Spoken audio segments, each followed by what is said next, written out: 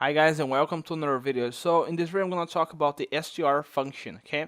So there are a lot of cases when we need to use this. For instance, I'm going to start with a very simple basic example. Let's pass an integer inside of the str function, and what we're going to see is that it has converted to a str. For instance, I'm going to type 123, and as you guys can see it's now a string. Okay, if I pass a float value,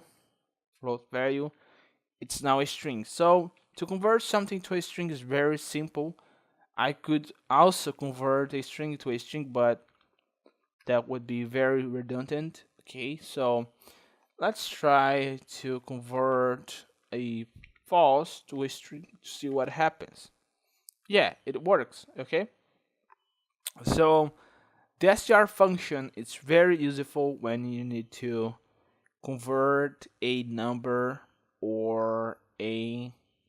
Actually, I think it only works with numbers but also there is the str overload, which you guys will see later on. Okay, but just keep in mind that we use this eventually. If I let me just try to think about something right here.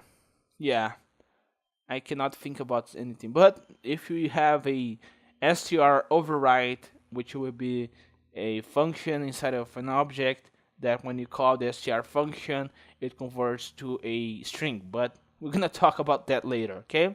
So just keep in mind that you could convert a number to a string pretty easily with this function, okay? So this is the video, guys. I hope you like and see you guys next time.